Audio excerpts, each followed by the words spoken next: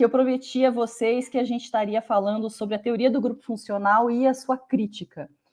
Bom, eu vou ter que introduzir primeiramente o que é a teoria do grupo funcional, porque ele não é um assunto que, com esse nome pelo menos, as pessoas que estudam aromaterapia se lembram.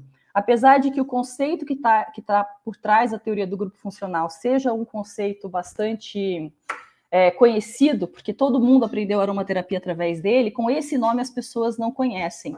Então eu vou ter que fazer esse pequeno preâmbulo para explicar para vocês, porque a teoria do grupo funcional ela está na base da aromaterapia francesa, e o que está na base da teoria do grupo funcional, que é a teoria bioeletrônica do Jean-Claude Vincent, está na base da fitoaromaterapia médica francesa, de um modo geral, e está na base também de um conceito que é muito caro à medicina francesa, pelo menos as medicinas complementares, que lá na França são chamadas de medicinas doces, que é o conceito de bioterreno, que em francês é chamado de terrain.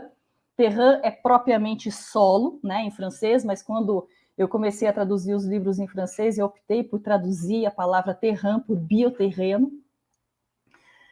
que permeia, de fato, toda a fitoaromaterapia francesa, e é um conceito muito caro aos franceses, e os franceses eles têm uma maneira muito particular de compreender o processo de saúde e doença, pelo menos essa turma que está nas medicinas doces, e é isso que eu queria trazer para vocês. Porque o que aconteceu foi que em 2019, 2018, na verdade, mas depois, em 2019, teve a continuação dessa história, o Tserran, junto com mais 3 autores, escreveu uma crítica muito severa à teoria do grupo funcional. Essa crítica foi publicada inicialmente no jornal de aromaterapia holística, que é editado pela Laura Cantelli, lá do Canadá.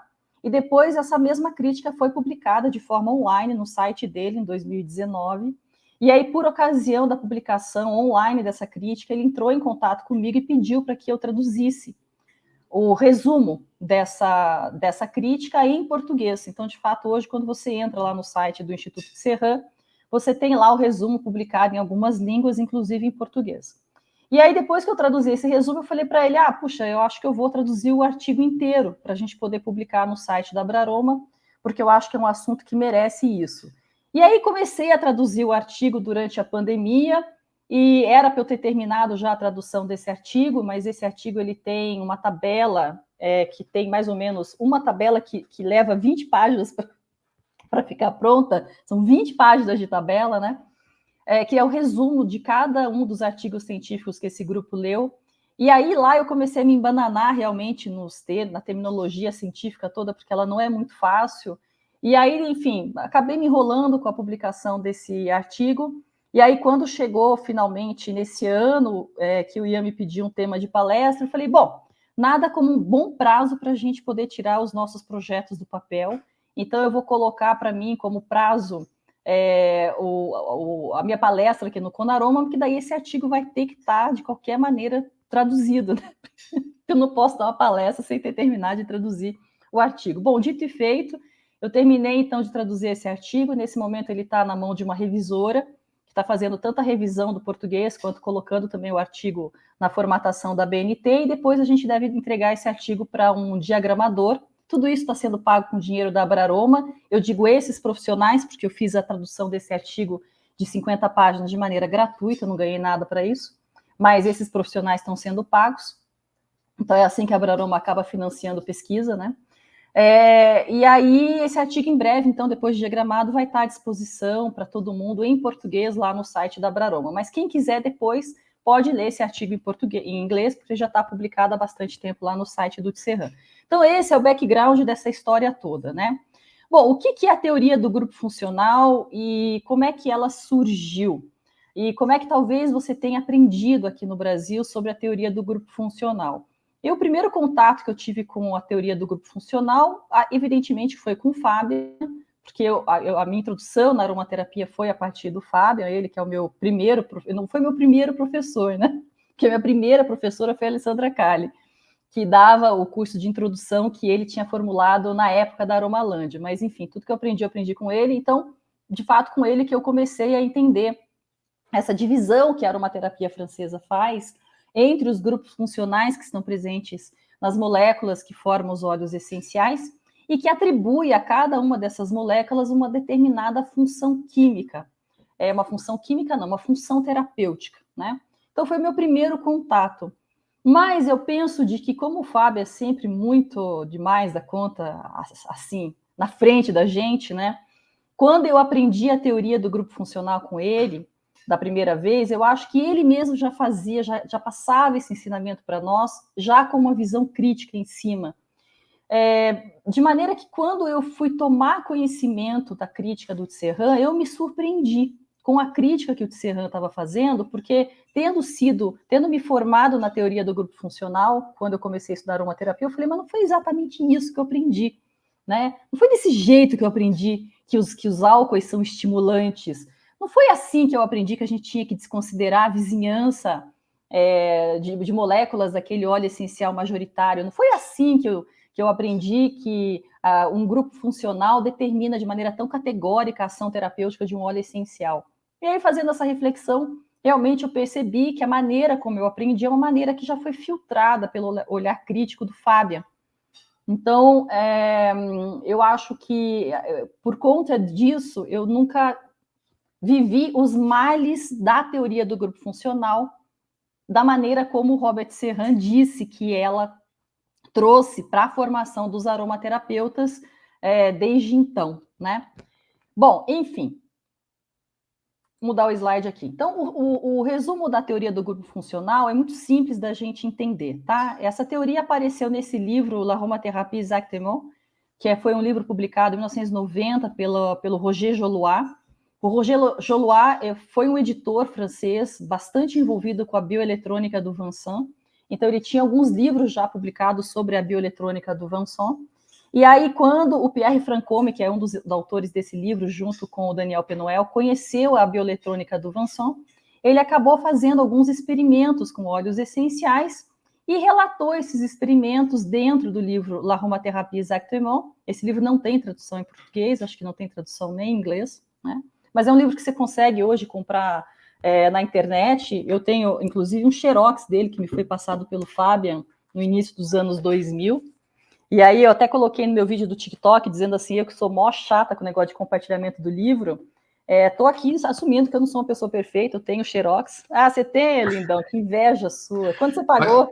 Não, só que eu não falo o francês igual a você, né? Então ele é mais, assim, de consulta. Mas como diz a Thelma, a aromaterapia a gente entende qualquer língua, contanto que não seja japonês, alemão. Alguma coisa passa. E aí, então, nesse livro, os autores eles falam sobre a teoria do grupo funcional, que não é exatamente com esse nome. Esse nome foi dado, eu acho que quando os estudos do Francombe e do Penuel chegaram nos Estados Unidos. Mas é muito fácil da gente entender a teoria do grupo funcional. Ela basicamente diz o seguinte: se a molécula tem um grupo funcional do tipo hidroxila ligado a uma cadeia não benzênica, ou seja, um álcool, ela vai expressar determinadas propriedades terapêuticas. Se ela tem uma hidroxila ligada a um anel benzênico, um fenol, vai expressar outras propriedades terapêuticas. Tem lá uma carbonila, uma carboxila, seja lá, enfim. Qualquer uma das funções químicas dos grupos funcionais automaticamente faz com que aquela molécula expresse determinada ação terapêutica. E também determinada ação tóxica, né? É dessa maneira que a gente pode resumir a teoria do grupo funcional. Esse livro depois ele foi reprintado a partir dos anos 2001, que inclusive é o que eu tenho aqui, uma edição de 2001, e esse livro nunca pôde, depois, ele ser novamente reeditado. Tem alguma confusão aí que eu não entendi muito bem direito o que acontece, o próprio Penuel fala isso, de que acho que eles perderam os direitos autorais sobre esse livro, algum bafão aí da indústria de edição lá na França, que eles não conseguem reeditar esse livro para poder justamente reformular essa teoria. Aí depois o Pierre Francombe, ele acabou publicando um outro livro, que eu acho que inclusive a Laszlo comprou os direitos autorais também para a tradução, em que ele não fala sobre a teoria do grupo funcional, mas a teoria do grupo funcional, ela acabou, deixa eu manter esse slide aqui, ela acabou sendo tão importante que ela foi absorvida por outros grandes autores da aromaterapia francesa, e de lá ganhou o mundo, né? Então, um desses autores foi o Michel Faucon, Michel Foucault é um autor de aromaterapia muito atuante, inclusive até hoje, dentro da nova aromaterapia francesa, que tem um grupo lá na França da Faculdade de Farmácia de Toulouse, se eu não me engano, liderado pela Annette ou Aniele, acho que é Annette Lobinstein, qualquer coisa assim o nome da mulher. E o Michel Foucault está lá, então ele é meio assim, meio que mentor ainda dessa patota nova. E o Michel Foucault usou muito a teoria do grupo funcional, principalmente naquilo que a teoria do grupo funcional tem de mais característico, que é a colocação das funções químicas presentes nos óleos essenciais dentro de um diagrama que é chamado de diagrama de bolhas. A gente vai dar uma olhada nisso aqui. Muito bem. E aí, depois que essa teoria do grupo funcional ganhou alguns expoentes da aromaterapia francesa, como Michel Foucault, ela acabou chegando nos Estados Unidos, principalmente através do Kurt Naubert, né? E depois ganhou também os Estados Unidos através do livro da Rosane Cat. Será que é Rosane mesmo o nome dela? Enfim, Cat, qualquer coisa assim. E a gente vai dar uma olhada nessa história aqui para vocês entenderem como é que aconteceu tudo, né? Agora, eu acho que é importante vocês primeiro entenderem da onde que surgiu a teoria do grupo funcional, porque, como eu estava falando para vocês, o antecedente dela é a bioeletrônica do Jean-Claude Vincent. A gente está vendo, Louis Claude Vincent, a gente está vendo a foto do Louis Claude Vincent aqui embaixo, ele era um engenheiro que trabalhava na Companhia Francesa de Águas, e o Louis Claude Vincent, em determinado momento da vida dele, ele começou a fazer vários testes nas águas, né, do sistema público francês, e começou a cruzar os parâmetros que ele tinha avaliado da água com as estatísticas de saúde daquelas comunas, né? Os departamentos franceses são divididos em comunas. E aí ele começou a achar algumas correlações interessantes entre os parâmetros de água que ele estava avaliando e as doenças que mais se manifestavam, e estabeleceu uma espécie de parâmetro ideal da água que se deve consumir para que você mantenha o teu organismo em condições favoráveis para a saúde. E aí, quando ele fala de manter o organismo em condições favoráveis de saúde, ele retoma justamente essa ideia que é muito cara, como eu estava falando, a fitoaromaterapia, a medicina doce francesa, que é o conceito de terrain, né, que eu traduzi como bioterreno. Esse conceito de bioterreno, ele surgiu daquela famosa disputa que houve entre o Claude Bernard e o Louis Pasteur, na verdade, entre o Béchamp e o Louis Pasteur, que depois o Claude Bernard acabou fazendo uma anedota sobre isso, de que em determinado momento eles começaram a brigar, porque o Louis Pasteur, descobrindo os micróbios, dizia a doença é micróbio, e aí o outro dizia, não, a doença não é micróbio, a doença é o micróbio num terreno que favorece o crescimento do micróbio. E aí eles ficaram nessa coisa de briga, até que finalmente, depois, parece que quando acho que não sei quem deles que morreu, acabou dando razão realmente ao Béchamp, falando que num terreno sem condições para o crescimento microbiano, o corpo não sucumbiria àquela doença infecciosa. E aí vem aquela famosa frase que eu coloquei aqui do Claude Bernard, né? O Béchamp tem razão, ou seja, o terreno, né, é mais importante do que o micróbio, porque o micróbio não é nada, o terreno que é tudo. E o Pasteur era um louco, né? Então, em francês é a tradução.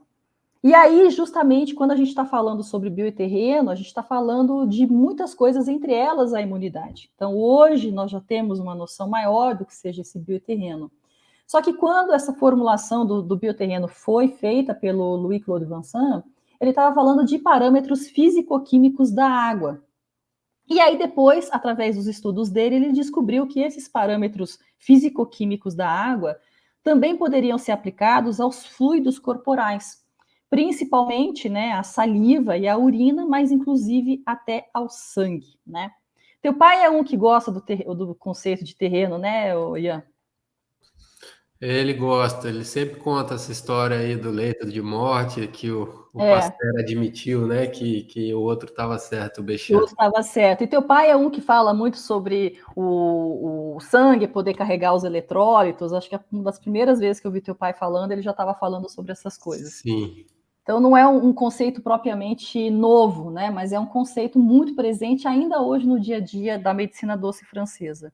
E aí, quando o Vincent estava analisando a água lá no sistema público francês, Os parâmetros que ele acabou avaliando foram 3. Primeiro, o caráter ácido básico da água, né? O meu pai foi engenheiro de aeronáutica e durante muitos anos na vida dele ele construía armamento bélico. Acho que é por isso que eu me tornei uma pacifista. Me lembro de pequena, por exemplo, de ir na fábrica lá onde ele testava as bombas e de estar lá os iraquianos, tudo comprando armamento, uma coisa horrível, né? E aí, depois, meu pai, no final da vida dele, ele acabou trabalhando com ozônio, ozonização, tanto aparelhos de ozonização de água quanto aparelho de ozônio medicinal. E ele era um cara que me enchia muito saco para tomar água com caráter alcalino, né?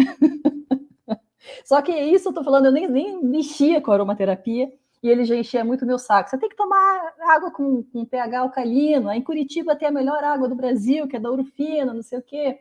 Aí eu sempre, quando eu vou falar dessa coisa do caráter ácido básico, me lembro do meu pai enchendo o saco de tomar água com pH alcalino. Então, uma das coisas que o Louis-Claude Vincent avaliava realmente era a tendência mais alcalina ou ácida daquela água, que está diretamente relacionada à quantidade de sais minerais que estão lá em solução. Depois ele avaliava também o potencial redox daquela água, né? E mostrando como o quanto que aquelas moléculas conseguiam aportar ou não aportar elétrons.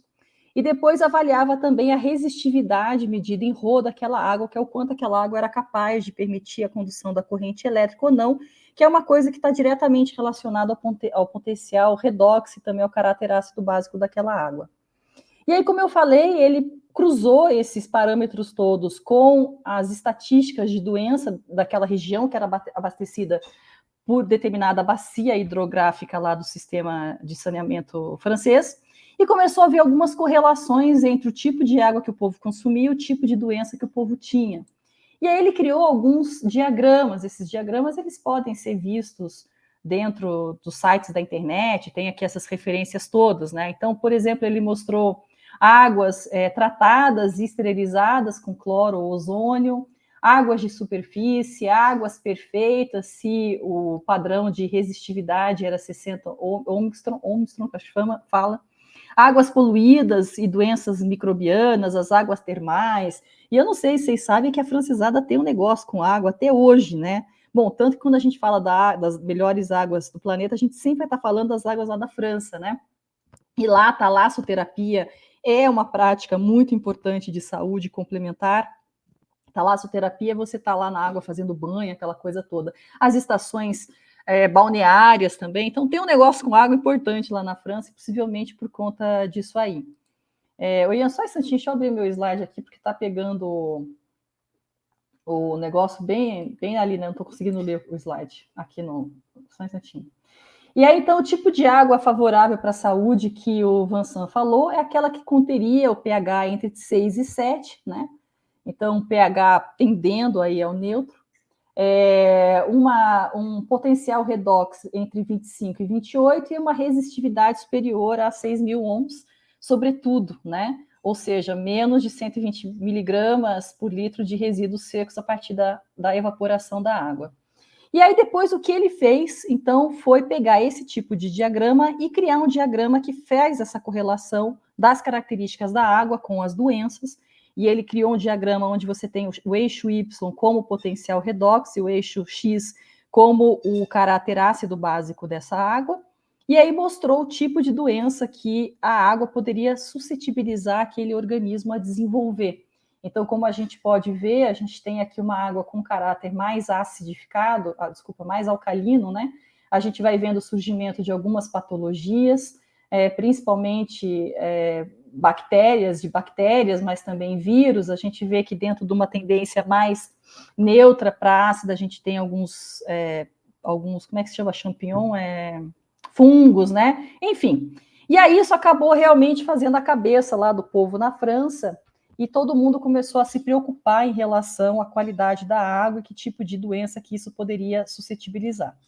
Bom, quando o Pierre Francombe tomou contato com essas teorias do Louis-Claude Vincent, ele falou assim, eu quero dar uma olhada em termos de óleos essenciais, se os óleos essenciais também poderiam ser estudados segundo os preceitos da bioeletrônica. Só que daí eles tinham um problema, né? Porque os óleos essenciais, sendo lipofílicos, né? Eles não poderiam expressar o caráter ácido básico. Né?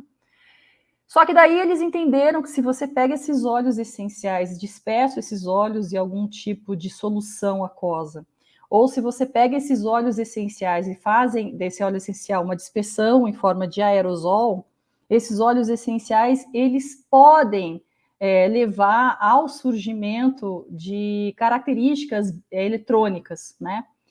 E aí ele precisava de um equipamento para poder medir se os óleos essenciais seriam mais doadores de elétrons ou captadores de elétrons, ou se eles seriam mais doadores de prótons. E aí aqui vale a menção de que não é o próton que está sendo doado, mas é propriamente o hidrogênio positivo, né? O cátion hidrogênio é o que eles chamam de aporte de prótons. Eu preciso fazer essa menção, porque quando eu estava dando o curso de Química para Aromaterapeuta na Casa Mai, toda hora eu falava assim, aporte de prótons, na minha cabeça estava super clara que era aporte de cátion, hidrogênio, e aí alguém falou assim, Maíra, mas o próton não sai do núcleo. Eu falei, não, meu amor, não é isso.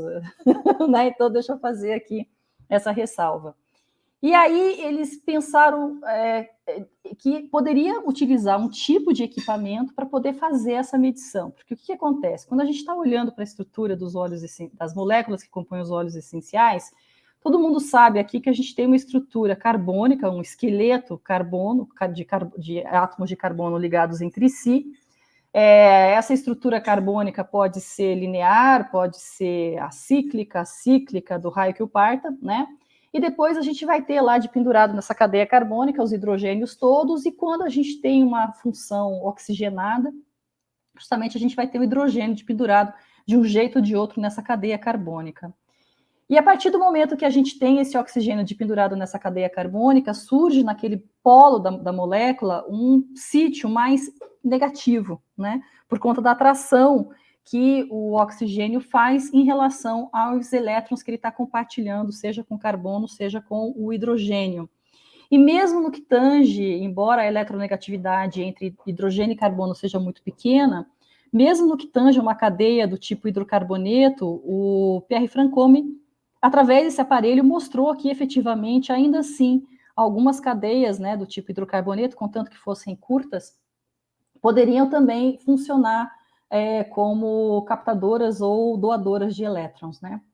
E aí, para ele provar, então, essa teoria dele, ele pegou um aparelho, que é o aparelho de Jean Mars. O Jean Mars era um engenheiro eletrônico, criou esse aparelho, e aí, através desse aparelho, ele pôde, de fato, verificar se aqueles óleos essenciais, a partir de uma determinada corrente elétrica gerada por esse aparelho, captada por um ampímetro, esses nomes de física são terríveis, né? Enfim, se aquela corrente era do tipo positivo ou negativo, e, portanto, estava acontecendo uma doação, uma captação de elétrons, ou, eventualmente, até um aporte do que eles chamam de prótons, né? E aí esse aparelho, aqui só uma fotinho, né, do Pierre Francombe, aqui quando o Dr. Daniel Penuel veio em 2018 para o evento do Laszlo, né, o Ciaroma, o primeiro Ciaroma, eu tive a oportunidade de estar com ele, e inclusive aqui era o dia do meu aniversário, e por conta disso eu acabei ganhando o livro dele de presente. Bom, enfim. E aí o aparelho do Jean Mars era esse aqui, né? O óleo essencial era transformado num fino aerosol por um sistema sônico. Esse aerosol ele era ionizado por um eletrodo ligado a um aparelhinho que media as microcorrentes, amperímetro, que é a porcaria da palavra, aterrado, né? E aí essas partículas, esse sistema verificava se essas partículas se carregavam, se descarregavam, surgindo uma corrente elétrica que era avaliada, portanto, em negativa ou positiva. E aí o Pierre Francombe diz a lenda, né, porque na verdade a gente tem isso dentro do livro Aromathérapie Exactement, mas os estudos prévios do Pierre Francombe não têm noção de que isso tenha sido publicado, mas ele teria testado centenas de óleos essenciais nesse aparelho de uma maneira repetida, inclusive, né? É algo que o Penuel frisa muito. Ele, tipo assim, passava um óleo essencial no aparelho do Jean Mars, uma vez, duas vezes, três vezes, quatro vezes, ia sempre repetindo para consistentemente obter resultados que pudessem ser reproduzidos. e obteve essa consistência de resultados, a ponto, então, que ele conseguiu, de fato, dizer que determinadas moléculas ou determinados óleos, por terem mais daquela molécula, se comportavam como óleos negativos ou como óleos ou moléculas positivas, né? E aí, quando ele está falando de um óleo, uma molécula positiva, ele está dizendo justamente uma molécula que tem um excesso de prótons, porque doou seus elétrons, e, portanto, ela vai se comportar como uma molécula positivante, porque em contato com uma outra molécula ela vai catar aqueles elétrons e vai deixar a outra, portanto, com saldo de prótons, e negativa é exatamente o contrário.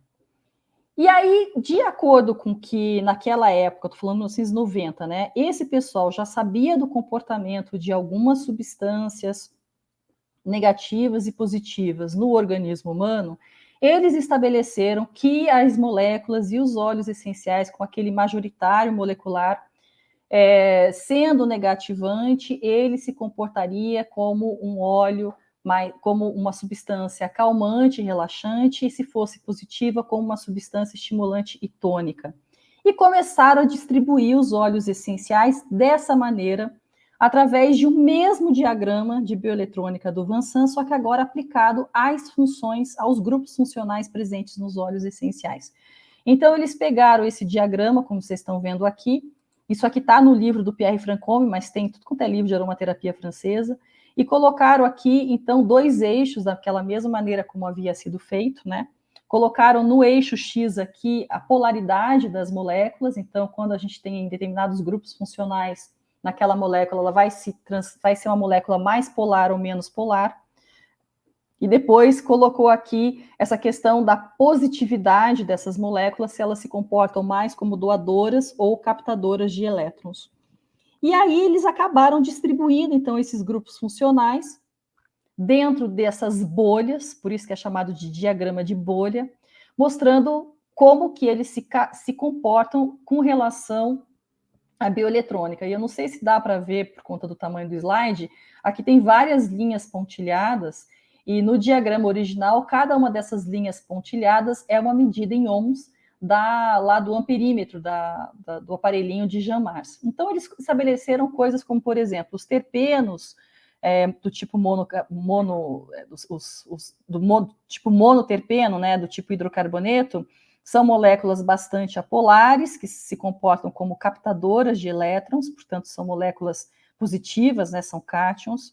E aí, oposta a elas, a gente teria, então, os ésteres, que se comportariam como moléculas doadoras de elétrons. Aí, no canto de cá, a gente vai ter os aldeídos no quadrante aqui entre as moléculas mais polares e doadoras de elétrons, e para a banda de cá de baixo, a gente teria principalmente os álcoois e os fenóis. Bom, mas isso não serviria de nada se eles não estivessem observando como que essas moléculas se comportam terapeuticamente falando. E aí, junto nessa época em que o Pierre Francombe estava fazendo esses estudos da bioeletrônica dos óleos essenciais, eles também estavam estudando o potencial microbiano dos óleos essenciais através daquilo que hoje ficou conhecido como os exames, os testes de aromatograma, né? Então, enfim, o teste clássico de microbiologia, cata lá a plaquinha de Petri, coloca lá os micróbios que eles querem estudar numa determinada solução. Claro que eles tiveram que, no primeiro momento, vencer o problema dos óleos essenciais serem lipofílicos, para poder se diluir naquela geleia de agar-agar, mas resolveram isso. E aí eles começaram a testar tudo quanto é óleo essencial, para tudo quanto é tipo de micróbio. E começaram a descobrir quais óleos essenciais eram mais ou menos eficazes para determinados tipos de micróbios, né? E aí, quando eles, então, juntaram o conhecimento que eles estavam adquirindo dos aromatogramas com o conhecimento da bioeletrônica do Louis-Claude Vansan, eles juntaram tudo isso numa espécie de teoria, que eu não sei exatamente se a palavra teoria é muito boa, a teoria, inclusive, é uma das críticas que o Serran e o grupo dele fez a esses estudos, mas o próprio Pierre Francombe e o Dr. Daniel Penuel não falam a palavra teoria no livro original, mas eles juntaram tudo isso numa espécie de heurística, sei lá, numa espécie de explicação de como esses óleos essenciais atuariam dentro do nosso corpo, principalmente pelo fato deles serem calmantes e relaxantes, que seria aqui essa moçada do andar de cima, e estimulantes e tônicos, que é essa moçada aqui no andar de baixo. E aí eles começaram a atribuir determinadas funções terapêuticas. Muito bem, quando esses estudos caíram na mão do Michel Foucault é um grande autor da aromaterapia francesa, né? Se não me engano, ele é médico de formação. Pierre Francomme, ele é um autodidata. Ele não tem nenhuma formação prévia em saúde, mas foi tipo o inspirador de todo o resto, né? O Dr. Daniel Penuel é médico de formação, a maior parte deles é médica lá na França. Aí tem um povo assim que é farmacêutico, né? Como o Zahalka, Daniel Festi, o próprio Dominique Baudou. Dominique Baudou não é francês, ele é belga, né? Inclusive, ele fica muito bravo quando se fala que ele é francês, ele fala je suis belge, sou belga. Mas o Michel Foucault, eu acho que sim, ele tem uma formação em saúde. E aí esse povo todo gosta muito da teoria dos humores hipocráticos, que quem gosta também é a tua irmã, né, Ia? Ela já deu palestra sobre isso também aqui no Conaroma. E aí ele acabou juntando nesses estudos do Pierre Francomme também a questão dos humores hipocráticos, colocando dentro do eixo os temperamentos, né, sanguíneo, colérico, fleumático e qual que é o outro? Melancólico, né? E ao mesmo tempo atribuiu então as propriedades terapêuticas de cada uma dessas funções químicas. E aí, quando ele fez isso, de fato, digamos que ele transformou aquilo que estava muito teorizado numa ferramenta prática para os profissionais das medicinas doces, esses médicos, esses farmacêuticos, utilizarem os óleos essenciais em contexto de urgências médicas. Porque uma coisa que salta aos olhos quando você lê esse livro Aromathérapie Exactement é que ele é um livro feito, de fato, para as urgências de consultório, né? Então, as infecções que precisam ser debeladas, o povo dizendo que não entende nada, mas é difícil mesmo. Por isso que eu falei, essa palestra aqui era para os nerds de plantão. Então, assim, é um livro que fala das urgências em infectologia, das urgências em ginecologia, das urgências, enfim, em reumatologia, enfim, né?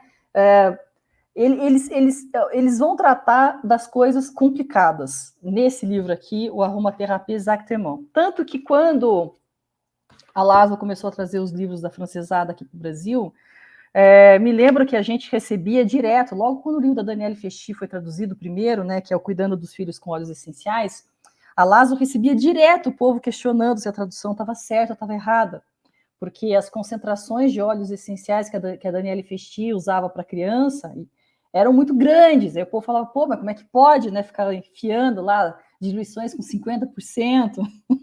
Aí eu tinha que pegar o livro e ver lá, de fato, se eu tinha traduzido errado ou não, e eu não traduzi errado, porque era aquilo mesmo.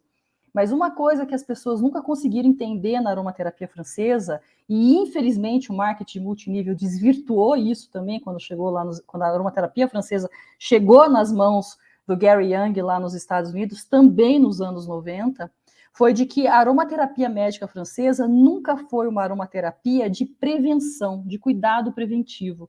Nunca foi uma aromaterapia de cuidados crônicos. A tônica da aromaterapia francesa sempre foi os cuidados de urgência médica. Por isso que as doses são cavalares. Por isso que você vai ver que os usos sempre são muito pontuais. São muito raras as aplicações dentro de um formulário, como o grande manual do Dominique Baudou, em que você vai ter utilização de óleos essenciais por 3 meses. É muito raro. São para aqueles problemas mais complicados de saúde, né? E aí, quando você está falando realmente de uma urgência de infectologia, você tem que entrar com uma bomba em termos de dosagem, porque do contrário você vai fazer patavina com aquele micróbio, né? Então, é uma coisa que as pessoas nunca entenderam, esse caráter da aromaterapia médica francesa, e quando isso foi transposto para o marketing multinível lá dos Estados Unidos, né, primeiro com Gary Young, depois o split da doTERRA, quando saiu da Young Living, é que aquelas dosagens da aromaterapia francesa que foram criadas para uma situação de urgência médica pudessem ser utilizadas num contexto de prevenção ou num contexto crônico. E não é assim que a francesada pensa. Inclusive, o doutor Daniel Penuel fala isso com todas as letras, num vídeo que depois eu vou comentar com vocês, dizendo que o que eles fizeram foi pensando nos pepinos que você está lá, tem que salvar a vida da pessoa ou não. E aí, quando esse ferramental da bioeletrônica é traduzido através de uma visão muito mais calcada em, digamos, no holismo, que é junto com as teorias, que é junto com a teoria dos humores hipocráticos, isso acabou fazendo sentido para um tipo de aromaterapia que estava sendo praticado nos países de língua inglesa, que era o tipo de aromaterapia que nós conhecemos, que é a aromaterapia holística integrativa. O problema é que eles adaptaram uma coisa que não nasceu para isso, para esse contexto, aí deu a merda que deu. Muito bem. Só que daí, a partir desses estudos, esse diagrama em bolhas começou a dar origem a outros diagramas em bolhas, porque a partir dos anos 90, com o renascimento das terapias integrativas, começou a haver uma pressão muito grande, né, para que a aromaterapia falasse o discurso científico. E aí, obviamente, que a aromaterapia falar o discurso científico é falar o discurso da farmacologia. E quando você estuda farmacologia e vai principalmente na questão da farmacognosia, você está lá querendo identificar o ativo que está se ligando naquele receptor que vai fazer aquele efeito no teu organismo naquela dosagem. E esse foi o discurso, então, que passou a ser adotado através dessa patota da velha guarda da aromaterapia francesa. E eles começaram a falar muito em grupo funcional. Mesmo porque quem inaugurou o conceito de quimiotipo, inaugurou também talvez seja uma forçação de barra, mas quem popularizou o conceito de quimiotipo dentro dos óleos essenciais também foi o Pierre Francombe. Esse cara realmente é uma sumidade. E aí estava, assim, tinha uma necessidade muito urgente desse grupo de médicos franceses de mostrar para a comunidade científica e dos seus pares de que quando eles estavam falando que determinado óleo essencial podia resolver um problema, sei lá, de uma sinusite, ou de repente de um antraz, ou de repente, sei lá, de uma bronquite aguda, para resolver, ou era exatamente aquele óleo essencial quimiotipado, perfeitamente identificado, ou então o negócio não ia funcionar.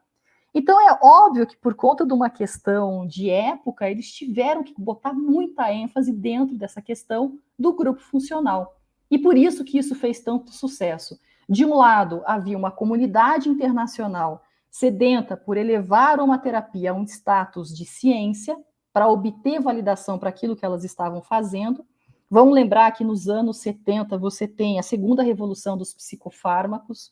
Nos anos 70, principalmente no pós-guerra, do modo geral, mas você tem o avanço extraordinário da indústria farmacêutica, impulsionada principalmente pelos esforços dos Estados Unidos, né? Os Estados Unidos, no primeiro momento, eles bancaram a indústria farmacêutica para a produção, principalmente de penicilina, para os soldados que estavam em guerra. Depois a gente tem também a Guerra do Vietnã. E aí, depois que a Segunda Guerra termina, os Estados Unidos, eles privatizam, na verdade não é privatizar, não é a palavra, mas eles desestatizam o investimento nas grandes indústrias farmacêuticas e elas precisam caminhar pelas próprias pernas.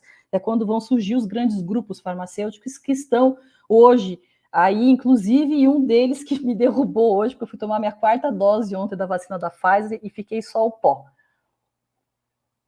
Agora que eu tô bem, mas Pfizer, Merck, esse povo todo nasceu mais ou menos nessa época. Então, havia, de um lado, uma comunidade internacional de aromaterapeutas querendo mostrar que nós também fazemos ciência, e do outro lado havia essa necessidade de você categorizar de uma maneira muito precisa os óleos essenciais, porque do contrário, aquilo que você prometia que os óleos essenciais fariam em termos de efeito terapêutico não aconteceria. Então, digamos que juntou a fome com a vontade de comer para que esses postulados, achei a palavra certa, não era teoria e também não queria que fosse heurística, para que esses postulados da bioeletrônica dos óleos essenciais, já popularizados, ou melhor assim, colocados num paladar mais adocicado com os humores hipocráticos através de outros autores, ganhasse o mundo. E, de repente, todo aromaterapeuta começou a falar e óleo essencial de acordo com a sua função química. Ah, porque esse óleo essencial tem muito S, portanto ele é antiespasmódico, esse óleo essencial tem muito fenol, portanto ele é antioxidante e bastante antibacteriano e antivirótico, esse óleo essencial tem muito aldeído, então ele também vai ser dermocáustico, esse óleo essencial tem muitas cetonas, portanto ele é neurotóxico e também ele é bastante mucolítico. Esse óleo essencial é rico em hidrocarbonetos do tipo C10, então ele vai ser muito antisséptico aéreo. Ah, na verdade, esse óleo tem muito sesquiterpenóis, portanto, ele vai ser anti-inflamatório. Então, isso caiu no vocabulário formativo dos aromaterapeutas. E quando chegou nos Estados Unidos, a melhor coisa que eles fazem no mundo é marketing, né? São os papas nisso. Eles conseguiram transformar isso numa espécie de teoria ao alcance de qualquer profissional de aromaterapia. Principalmente com um livro dessa que eu acho que é Rosane Kett, que tem um livro em que ela fazia umas fichinhas de óleos essenciais com esses diagramas mostrando a quantidade de determinadas funções químicas em cada óleo essencial. E só para vocês terem ideia que isso é tão importante até hoje que nós temos 2 empresas que ganham dinheiro entregando para os aromaterapeutas calculadoras de grupo funcional.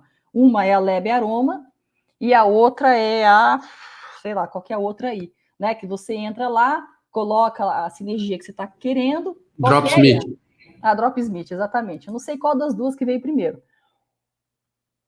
Que você coloca lá os óleos que você vai usar na tua sinergia, daí a calculadora já diz para você quantos por cento vai ter de fenol, quantos por cento vai ter de monoterpeno hidrocarboneto, quantos por cento vai ter de não sei o que, e já te diz, inclusive, a função.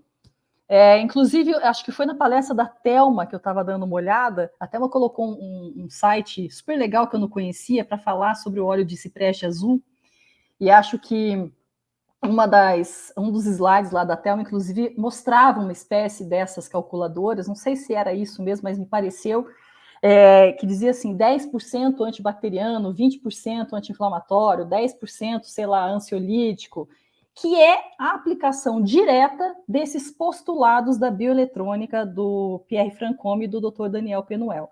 É você dizer que determinado óleo essencial vai se comportar terapeuticamente falando, em função do tipo de molécula, e mais ainda do que o tipo de molécula, o tipo de função química mais presente dentro daquele óleo essencial. Bom, enfim. Aqui tem um outro diagrama desse, né, que também foi bastante popularizado. Esse aqui é o diagrama propriamente que é do Michel Foucault, que está no livro dele.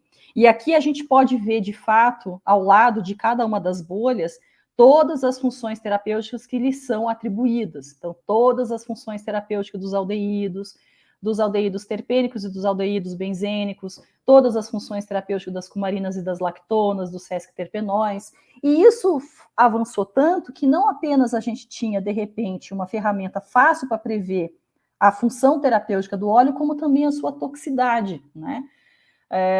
O fato de que a gente diz que cetonas são neurotóxicas tem muito a ver com os postulados da bioeletrônica dos óleos essenciais.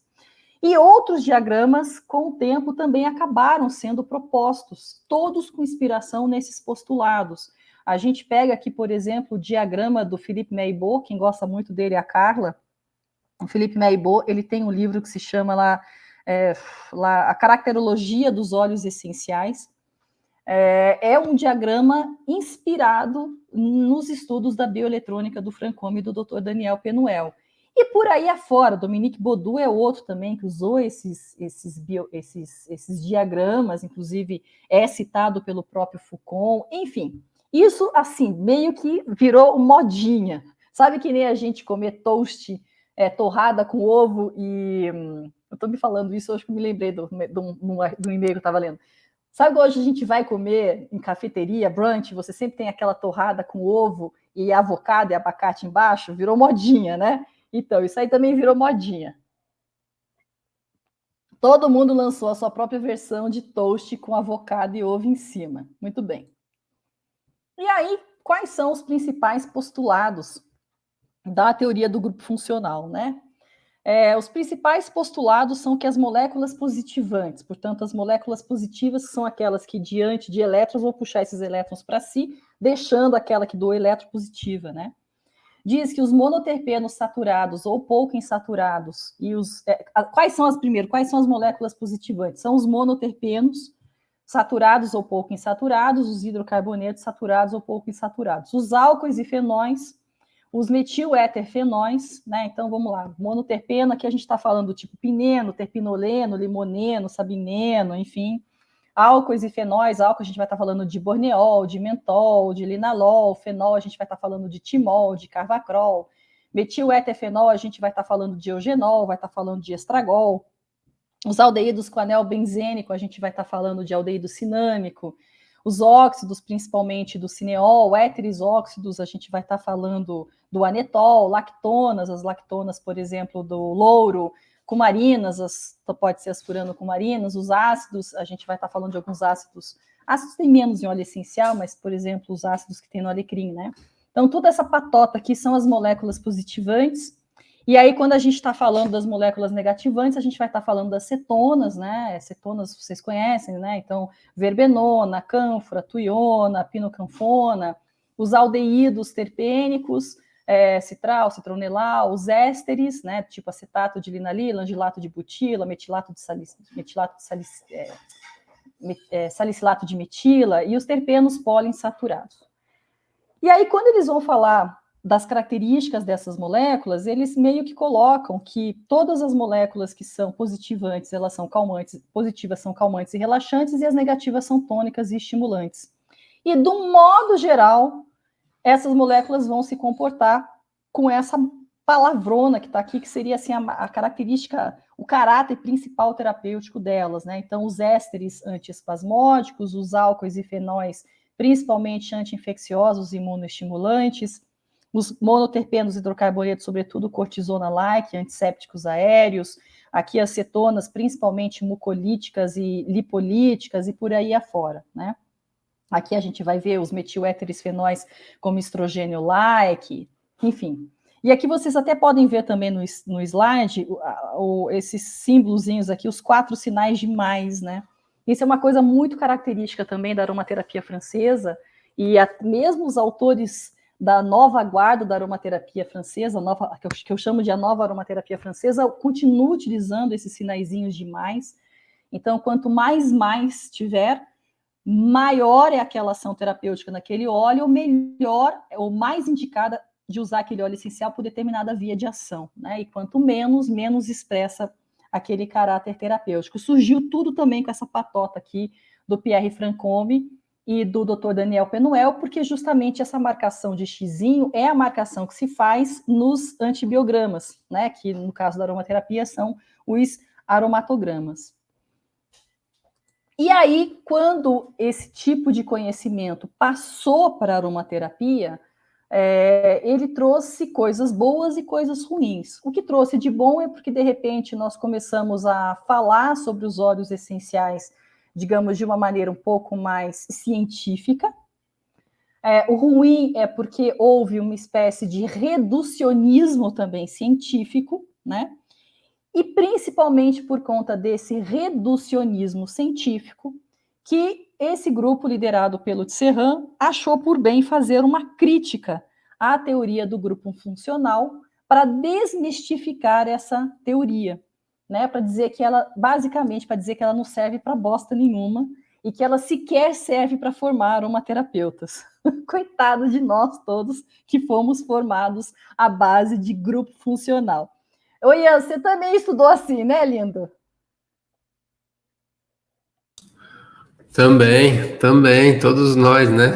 Pois é, então, até o Tisserand eu acho que estudou assim também. Bom, e aí eles pegaram a teoria do grupo funcional e falaram assim, vamos escrever um artigo. E deram o nome para esse artigo de Desmistificando a Teoria do Grupo Funcional. Nem suportada por evidências científicas e nem ferramenta educativa útil. Portanto, foi aquele schlepp, né? Pegaram pesado, né? Foi pesado. O artigo, ele é pesado. Nossa, o artigo é muito pesado. Em que pese ser um artigo fantástico, né? E aí, quando esse artigo foi publicado, deu o ó nas redes sociais. E quando eu falo nas redes sociais, é no Facebook, porque, por incrível que parível, nós brasileiros estamos naquela bosta que se chama Instagram. Mas o povo da aromaterapia está no Facebook. Se você quer estar junto aos papas da aromaterapia, você precisa estar no Facebook, porque é lá que está a francesada toda, a inglesada toda, os americanos tudo. E também os australianos e tudo mais. Ninguém usa Instagram, só brasileiro que usa Instagram. O povo está todo lá no Facebook. E aí, isso aí causou aquele uó lá no Facebook, porque daí o doutor Daniel Penuel tomou as dores do Pierre Francomme. Pierre Francomme está muito velhinho, né? E o doutor Daniel Penuel não é muito novo, mas o homem é enxuto, né? Também só come, tem uma alimentação super regrada, enfim, anda quilômetros por dia. E aí ele ficou muito pau da cara com essa crítica e resolveu, então, fazer uma live com a filha dele, que é a Magali, para falar que os caras pegaram pesado e foi para se defender, aquela coisa toda. E vocês podem imaginar que nos grupinhos da aromaterapia francesa e da aromaterapia inglesa só se falava disso por dias, né? E aí, eu não sei se já nessa época já tinha o I Can lá da Rhiannon Lewis, eu não me lembro se já tinha ou não, mas de qualquer maneira essa discussão também bateu lá no I Can. E aí, não sei quem daquelas pessoas lá que está na comunidade também falou qual era a validade ou não da teoria do grupo funcional, e lá também foi um barraco também, porque daí tinha gente da velha guarda dizendo, não, que não sei o quê, porque a teoria ela é falha, mas ela é útil. No final das contas, é aquele problema, né? A teoria é falha, mas ela serviu para alguma coisa. Então, será que por conta disso nós não deveríamos perdoá-la por suas falhas? Né? Então, de fato, hoje eu acho que as opiniões elas se dividem em dois grandes grupos. Aqueles que acham que foi muito bom mesmo essa crítica ter sido feita de uma maneira tão contundente, porque tem nada a ver esse negócio de teoria do grupo funcional, e aqueles, né, dos quais eu faço parte, que acham que a crítica foi dura demais e que esses postulados, de certa maneira, têm algum valor. Mas o que esse grupo quis mostrar é que não tem valor nenhum. E aí nós vamos entender quais são as críticas ao grupo funcional. Oi, me diz se tem alguma dúvida aí no chat antes de eu prosseguir. Deixa eu ver. Não, de perguntas aqui, por enquanto não. Tem bastante comentário, mas perguntas não. E se tem alguma pergunta? Eu estou acompanhando aqui, estou Tá bom, curioso principalmente para a parte final. a parte final, né? Bom, aqui está então o artigo, né? Esse artigo está lá disponível no site do Tisserand. Aqui o resuminho que eu falei para vocês que eu traduzi para o português, né? E é um artigo de 50 páginas, então tá aqui a moçada que fez, é só fera, né? Então, o Robert Serran, o Marco Valuzzi. Aliás, acho que foi o Marco Valuzzi que falou lá na ICANN que levantou a bola. Andrea Conte e a Dr. Joy Balls, que muitos de nós conhecemos graças aos cafés aromáticos que a Aparecida faz, né? A Dr. Joy Balls é o máximo, eu adoro ela. Eu já fiz curso com ela e já assinei durante 2 anos o Aromatherapy Journal dela. E amo o livro dela, acho que é o melhor livro de química que existe em língua inglesa. Não gosto muito daquele outro, mas esse da Dr. Joy Balls em língua inglesa eu acho que é o melhor livro. É uma pessoa muito competente, realmente muito competente. Eu gosto muito dela, que ela está sempre malhando lá o Scott Johnson no Facebook. Esses bafões são os melhores, né? Porque o Scott Johnson, ele é um cara muito fera também, né? Só que ele é ligado ao marketing multinível, apesar que ele é ligado meio assim, meio à distância, assim, ele já foi mais ligado. E o Scott Johnson, ele tem uns 3 livros, assim, ele faz tudo autopublicação, ele tem a própria editora, ele tem uns 3 livros, eu acho até que o Fábio comprou, ou estava vendo de comprar os direitos do livro do Scott Johnson, não sei ao certo, que são muito bons, mas são muito bons. Ele tem um livro que se chama Essential Base, como é que é? Qualquer coisa assim, aromaterapia baseada em evidências, ou uso terapêutico de óleos essenciais baseado em evidências, que é um puta livro ótimo. Ele sumariza todas as pesquisas, assim, do que o Tisserand fez na parte de contraindicação, ele fez na parte de indicação. Ele tem um outro livro que fala só sobre produtos extraídos com carbono, CO2 e absolutos. Ele é muito fera. E ele tem o canal dele no Facebook, é o melhor canal para você se atualizar de pesquisa científica. Em vez de você ficar lá assinando os boletins lá do PubMed, você assina o canal dele no Facebook, que já está resolvido, e ele sempre fica lá publicando resultado de artigo científico. A Dr. Joy Balls vai lá para encher o saco dele, dizendo: isso é extrapolação científica. Aquilo que eu chamo de sci-washing, né?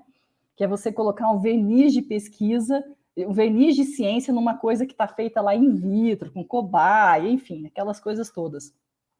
Então, assim, é uma moçada muito fera que fez esse artigo, de muita categoria, a começar pelo Tisserand, que eu acho que talvez seja um dos maiores expoentes que a gente tem na atualidade da aromaterapia, um cara acima de qualquer crítica, né? Ele realmente é muito bom.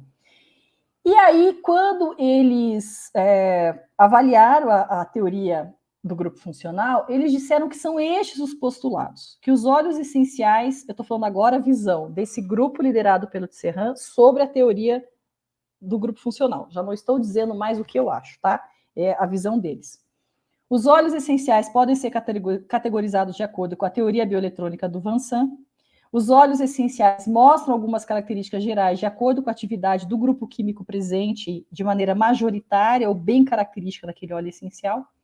E a atividade biológica, que é o efeito do corpo naquele óleo essencial, né? Ou seja, a atividade biológica de uma molécula pode ser descrita e prevista com base nos grupos funcionais presentes. Esse e prevista sempre me deixou um pouco intrigada.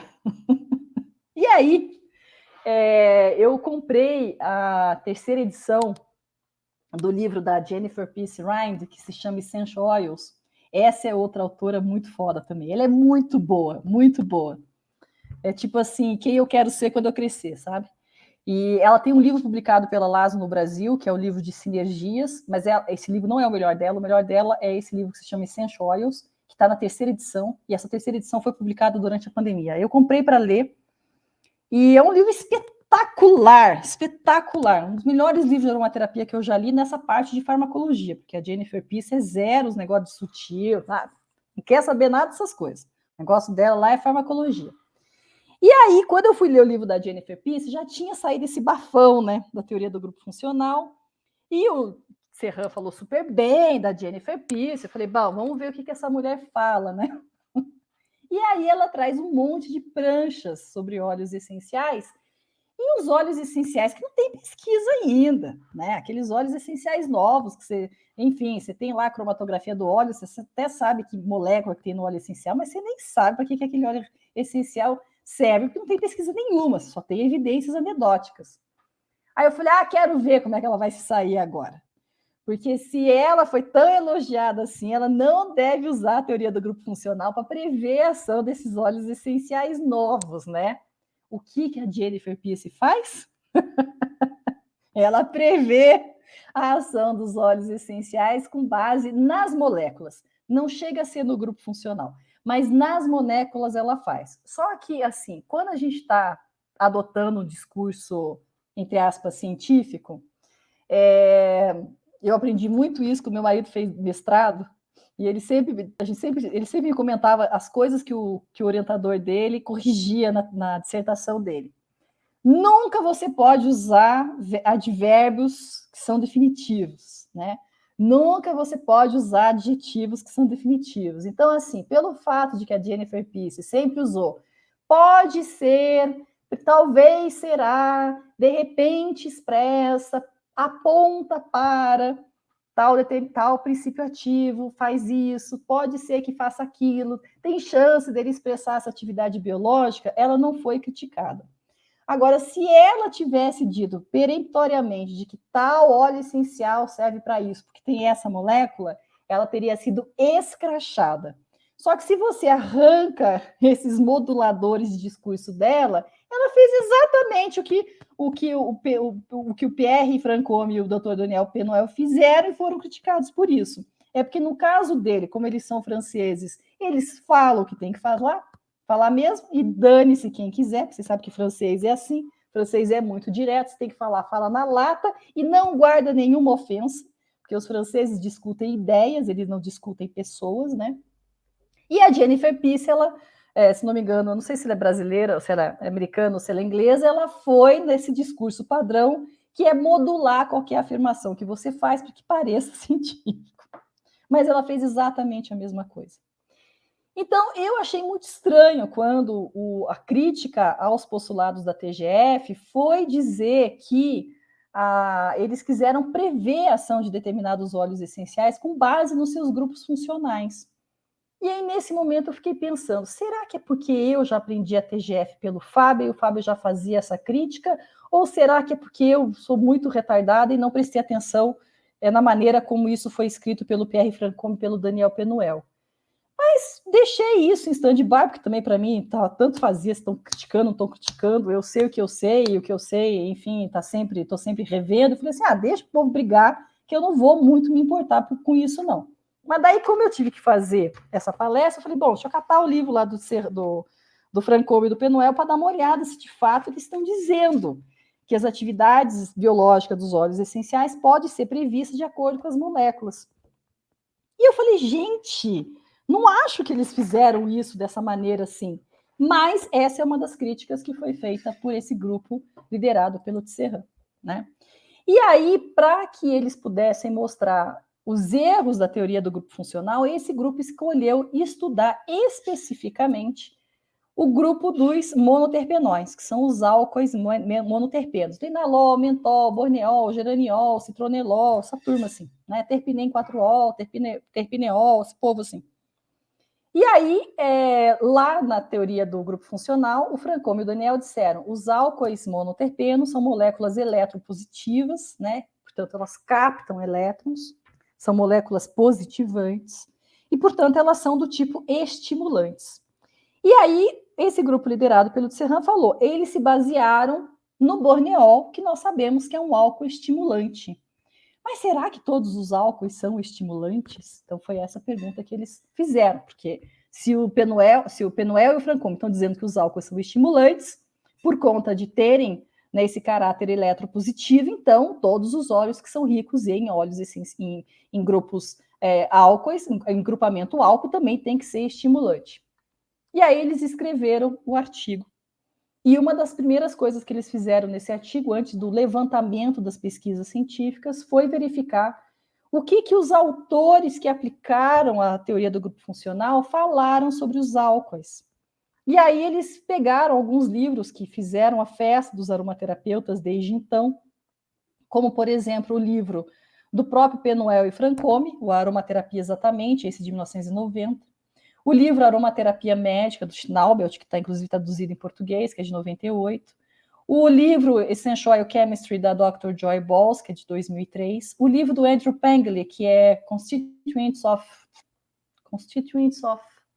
Medicinal Plants, que está agora, inclusive, recebeu uma nova edição, refresquinha agora em 2021. O próprio livro do Michel Foucault, que eu já tinha comentado com vocês. Esse outro livro, que eu não sei de quem que é, nunca ouvi falar desse povo, que é de Gilane Dico. E um dos livros escritos pelo casal Len Price e Shirley Price. E aí o que eles verificaram é que sobre os álcoois serem estimulantes, quem fala isso foi, basicamente, o Penuel, o Franchomme, o Schnaubelt e o Foucault, e esse Gilane Dico e a Penny Price, mas a Dr. Joy Balls não falava sobre isso e nem o Pengler. Imunoestimulantes. Bom, alguns falavam, outros não. Antissépticos e anti-infecciosos. Alguns diziam que era e outros não. Anti-inflamatórios. Alguns diziam que não era e outros diziam que era. Anestésicos. Alguns diziam que sim e outros não. E antiespasmódicos. Alguns diziam que sim e outros não.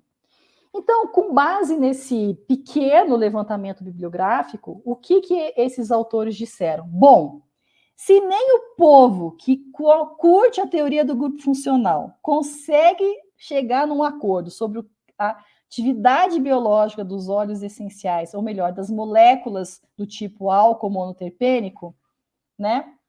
Se nem esse povo consegue chegar num acordo, que dirá o resto? Então, essa foi a primeira observação que eles fizeram, né?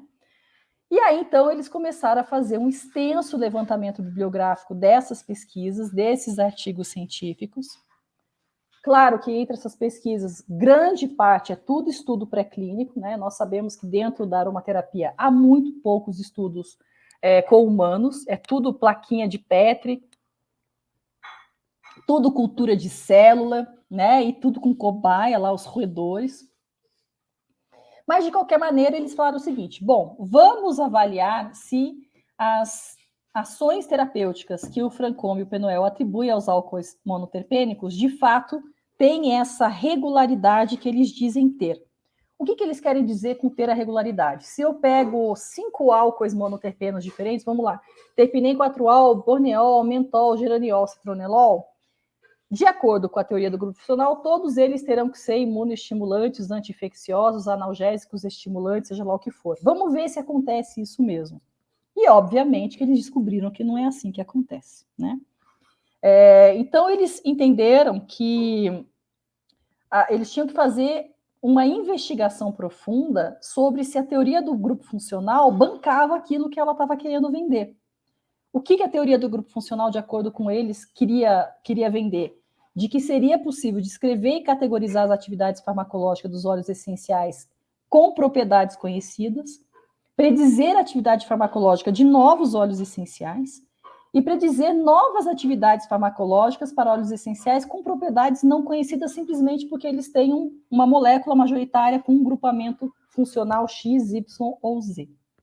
E, obviamente, que depois de toda a pesquisa deles, eles disseram que a teoria do grupo funcional não consegue bancar absolutamente nada daquilo que ela postulava. E para fazer esse estudo é muito complexo mesmo. Por isso que eu avisei, é uma palestra para nerd. Quem não é nerd não se interessa muito por isso, não. Bom, e aí o que acontece? Para poder fazer esse estudo, o grupo liderado pelo Serran utilizou 2 conceitos que são mais conhecidos dentro da farmacologia, que é o conceito das correlações atividade-estrutura e o conceito das correlações quantitativas atividade-estrutura ou quantitativas de propriedade-estrutura. O que é o conceito da correlação estrutura-atividade, que é esse SAR que vocês estão vendo aqui no slide, né? Ele diz o seguinte, que a estrutura química determina as propriedades físico-químicas das moléculas e que essas propriedades físico-químicas vão determinar o seu efeito biológico. Ou seja, se determinada molécula tem uma característica físico-química, ela vai expressar um determinado efeito biológico, né? Claro que quando a gente fala em enantiômeros, isso já dá uma bugada no conceito de SAR, porque a gente sabe que os enantiômeros vão ter a mesma estrutura, mas absolutamente não se comportam de forma idêntica no que tange a sua atividade biológica.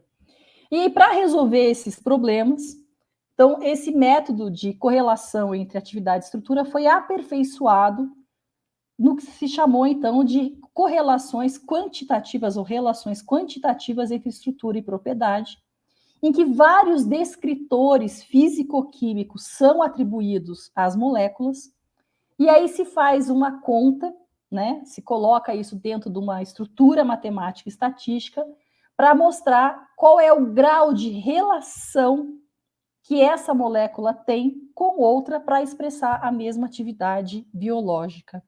E esse é um estudo muito complexo, obviamente, né? Só do jeito que eu estou falando, você já pode imaginar que isso é coisa para gente muito inteligente fazer, né? Porque você precisa, primeiro, conhecer inúmeras características físico-químicas das moléculas. Você trabalha com coeficientes que são conhecidos de similaridade.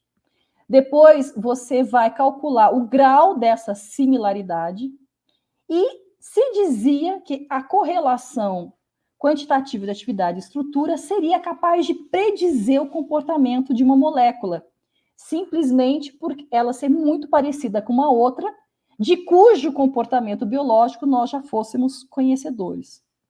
Só que o que se revelou é que mesmo esse modelo de QSAR não consegue predizer acima de 30% qual vai ser o comportamento de uma molécula. Só que daí, o que acontece? Se nem esse modelo, que é sofisticadíssimo, consegue predizer o comportamento de uma molécula, como imaginar que simplesmente por aquele óleo essencial ter uma molécula majoritária que tem determinado grupamento funcional pode ser capaz de determinar a atividade de qualquer coisa que seja. Então, essa é a principal crítica que foi feita à teoria do grupo funcional. Quer dizer, à luz das pesquisas de hoje, dizer que o comportamento, que o efeito biológico de uma molécula se dá simplesmente pelo grupamento que ele tem de função química, né, o grupamento funcional, parece coisa de criança, né? Parece coisa de criança, porque em termos de descritores, olha a quantidade de descritores que são utilizados nesse modelo de Quessar. Eu não sei se o pessoal fala Quessar em português, porque eu não sou química, mas de repente é o QSR, não sei, enfim. Eles pegam descritores estruturais daquela molécula, como, por exemplo, o peso molecular, se são receptores ou doadores de ligações de hidrogênio, descritores físico-químicos, como o coeficiente de partição água e óleo, a constante hidrofóbica, descritores topológicos, que é um negócio muito louco. Então, aqui, índice de Randick, o que mede, né, o estado eletrotopológico, aí tem uns conceitos tipo farmacóforo, tem uns negócios muito loucos aqui em química. Depois também descritores eletrônicos, como, por exemplo, o orbital ocupado mais alto e o orbital não ocupado mais baixo, o momento de polo daquela molécula, enfim. Quando a gente está pensando numa molécula, a gente tem que estar pensando numa estrutura 3D, certo? E essa estrutura 3D, ela é dada por inúmeros fatores. Não simplesmente porque você tem um esqueletinho lá de carbono ligado com carbono, carbono ligado com carbono, e de repente uns negócios que saem para fora da molécula, que são esses grupamentos, mas pelo tamanho dessa cadeia, pela eletronegatividade que existe entre os átomos, pela distribuição eletrônica, né, daqueles elétrons todos que estão sendo compartilhados nas ligações. Então, é um mundo de coisa que faz com que aquela molécula tenha um determinado jeitão. Então, a principal crítica ao Francome e ao Dr. Daniel Penuel é que eles pegaram esse amontoado de coisas que faz com que uma molécula tenha um determinado formato para se encaixar num determinado receptor e disseram que a única coisa que importa dessa molécula é o coitado do grupo funcional que está de pendurado lá naquela cadeia carbônica. Então, foi essa a principal crítica. E aí, justamente sobre esse modelo que acaba agregando todos esses descritores sobre as moléculas, nesse artigo liderado pelo grupo do Tserran, ele diz o seguinte, né? Que tanto químicos da área médica quanto especialistas em farmacognosia, na busca por novas moléculas ativas, esforçam-se para encontrar formas de predizer suas atividades sem precisar testar o composto. Isso é óbvio, né?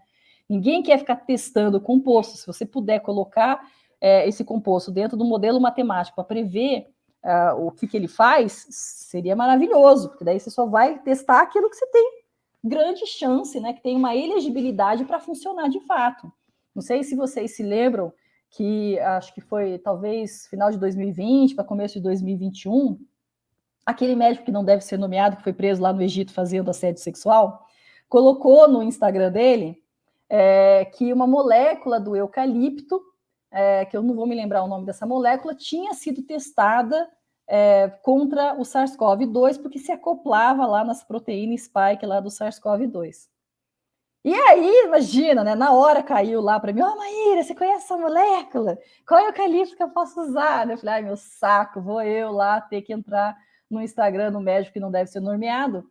E aí fui ver lá que o cara estava citando uma pesquisa científica, um estudo, né? Que foi feito primeiro com eucalipto, que nem tem no mercado de aromaterapia, porque é um eucalipto lá de uma região do Irã, sei lá que raio que é, quase, que ninguém nunca ouviu falar. E essa molécula foi testada no modelo computacional, aqueles modelos que eles chamam de DOC, qualquer coisa assim, que é justamente isso que o povo faz. Eles pegam a molécula, estudam todos os descritores físico-químicos que aquela molécula tem, enfia aqueles dados tudo no computador e fala assim, computador, tem chance dessa molécula se ligar nesse alvo proteico? Aí o computador diz, tem.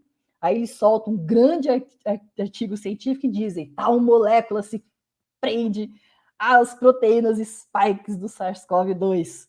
Aí vai lá o povo tudo comprando óleo de eucalipto para ficar se entupindo de óleo de eucalipto, achando que não vai pegar Covid. Então, assim, é esse tipo de coisa que o povo faz em medicina hoje em dia. Não estou criticando o método, obviamente que se você não precisar testar, é muito melhor, né? Porque testar custa um monte de dinheiro. Então, é muito melhor realmente que você tenha um modelo computacional que possa, pelo menos, prever se tem chance de funcionar ou não tem chance de funcionar, porque, afinal de contas, se acoplou ou não se acoplou naquele receptor, e aí depois você decide se é o caso de testar ou não. Muito bem, continuando a situação aqui. Ainda assim, mesmo com as mais sofisticadas ferramentas para identificar moléculas similares, o resultado é apenas uma ligeira... é desanimador, né? Uma ligeira maior probabilidade de atividade semelhante. Ou seja, essa coisa de dizer que moléculas parecidas têm a mesma atividade biológica não funciona.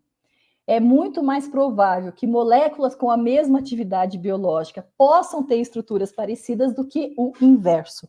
Só que justamente o que o Serran e a patota dele criticaram na bioeletrônica do Francombe foi que eles estavam dizendo o contrário. Moléculas com o mesmo grupo funcional, que apenas um dos aspectos, um dos descritores que existem no modelo XAR, bem pequenininho, pode, né, falar tudo que aquela molécula vai fazer.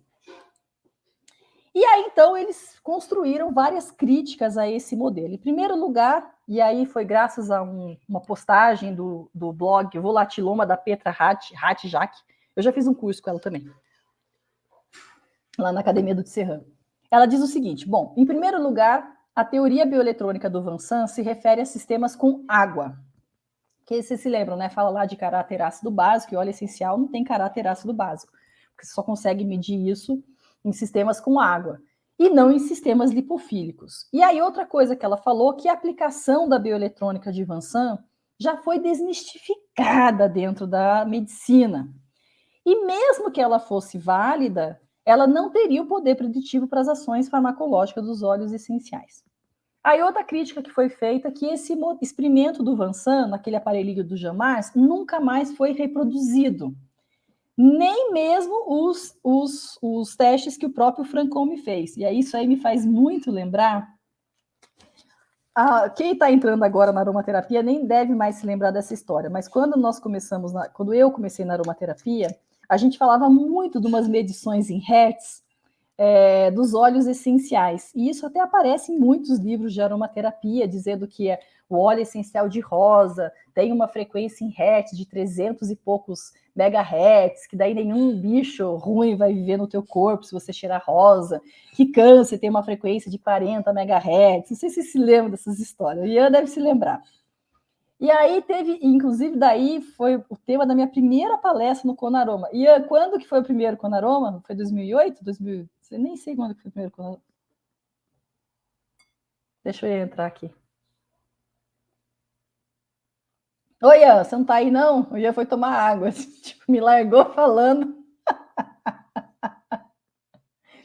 Bom, enfim, quando teve o primeiro Conaroma, eu dei uma palestra que se chamou... como é que é? Mitos e verdades na aromaterapia.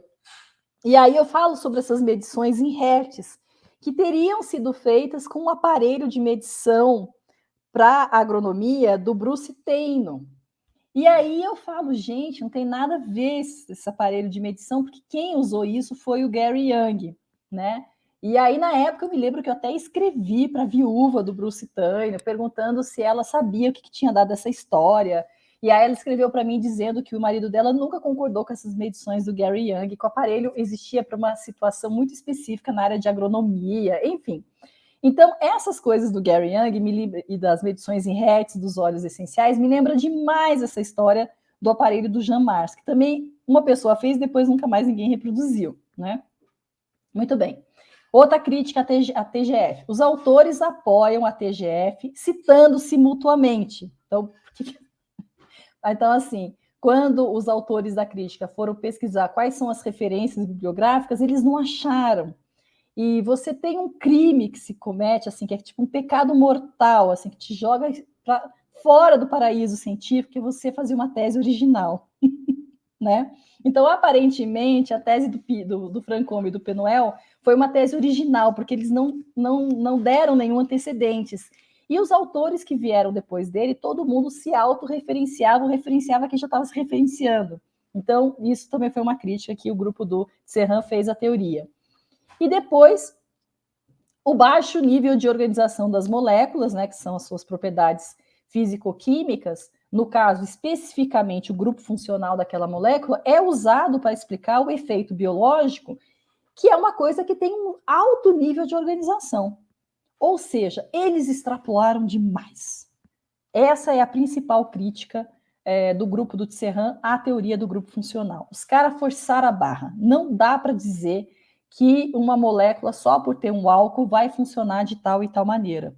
Não fosse por isso, eles de fato fizeram uma extensa pesquisa bibliográfica, mostrando que nem mesmo as principais atividades mais comumente atribuídas a moléculas do tipo álcool, que são a propriedade anticonvulsivante, a propriedade sedativa, a propriedade analgésica e a propriedade anti-inflamatória, eles estudaram, acho que cerca de 20 e poucas moléculas do tipo álcool, nem essas 4 propriedades que mais aparecem nas moléculas estudadas, ainda assim aparecem em todas.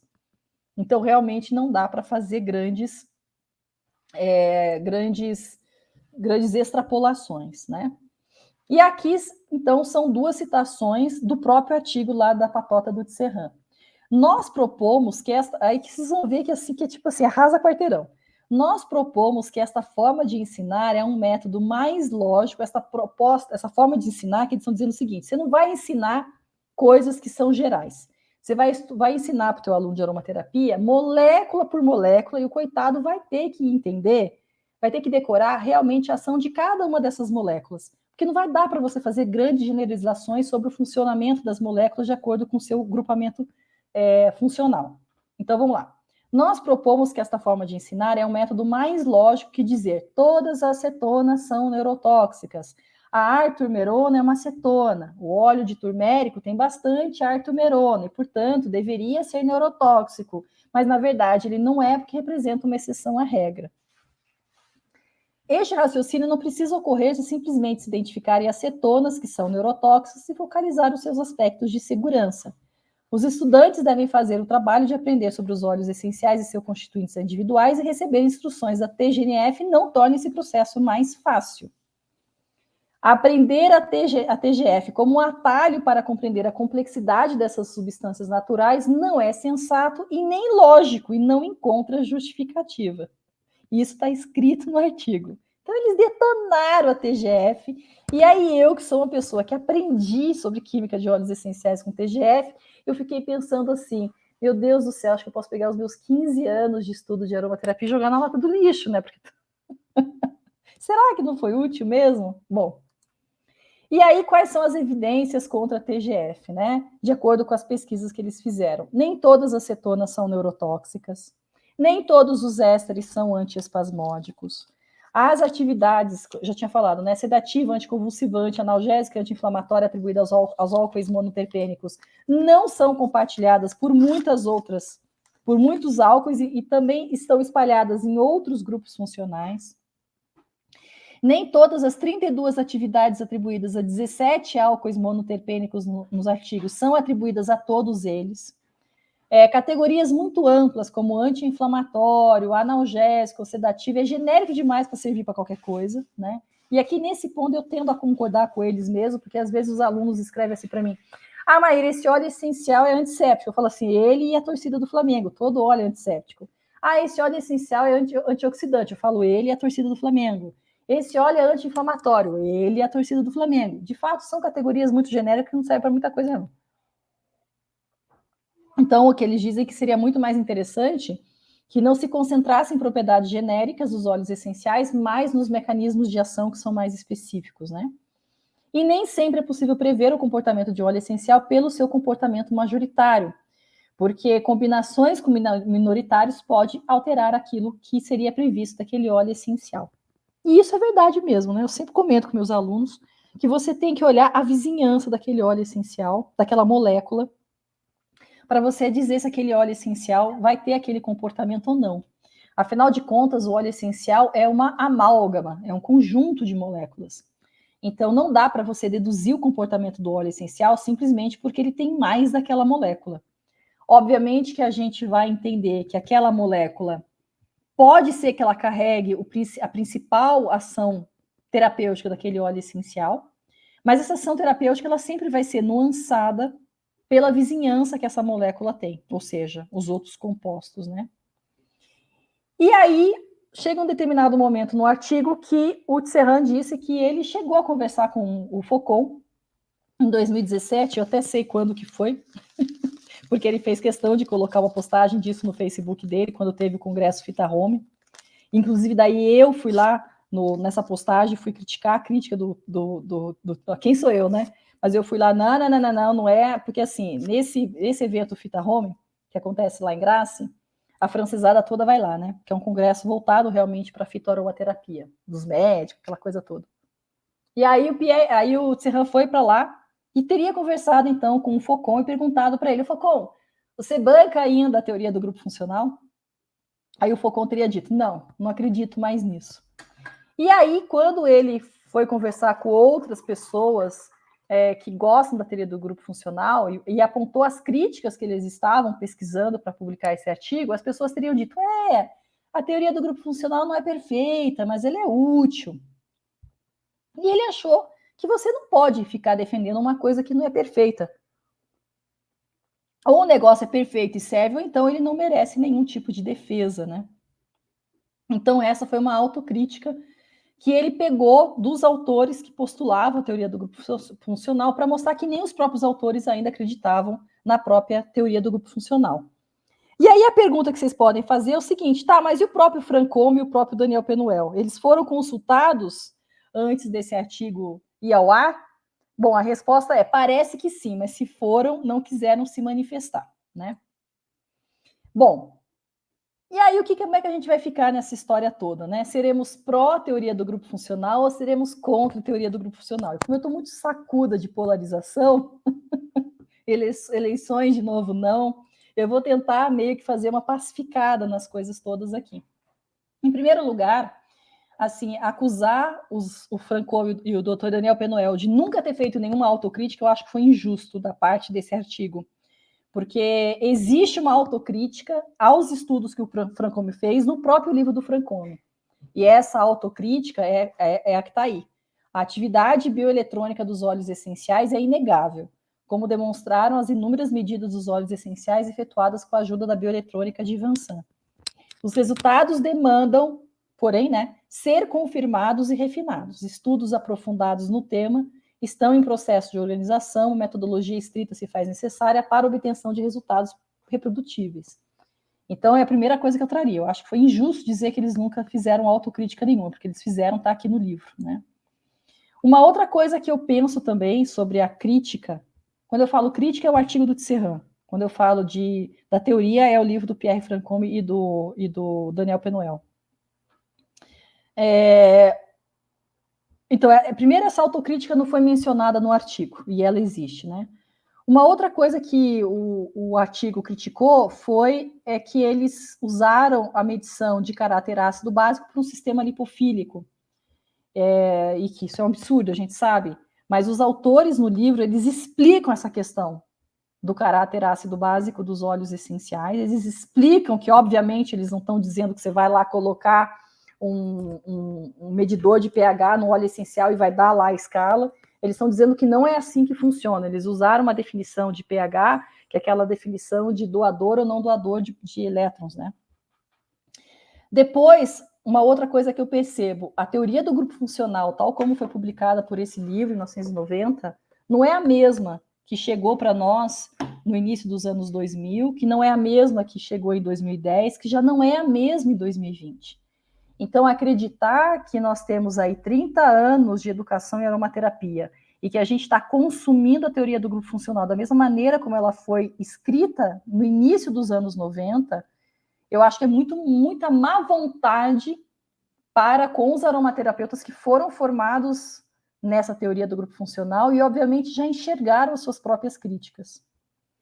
Uma outra coisa que me incomodou também um pouco na crítica que foi feita à teoria do grupo funcional é que a ferramenta para combater a teoria do grupo funcional usada por esse grupo de críticos foi a avaliação do comportamento da molécula isolada do óleo essencial. Então, quando eles vão ver o conjunto de pesquisas para dizer que os álcoois monoterpênicos não compartilham a mesma atividade biológica, eles foram pegar exatamente a mesma coisa que o Francome e o Penuel fizeram. Porque se o Penuel e o Francome disseram todo álcool vai se comportar do mesmo jeito, só porque tem álcool, sem considerar, por exemplo, a vizinhança daquela molécula alcoólica dentro do óleo essencial, para combater isso, os críticos fizeram a mesma coisa. Eles também foram pegar apenas o comportamento daquela molécula e desconsideraram o comportamento daquela molécula dentro de um tótum, que é o próprio óleo essencial. Então, eu acho assim, eles usaram o mesmo defeito para combater, para produzir a sua crítica.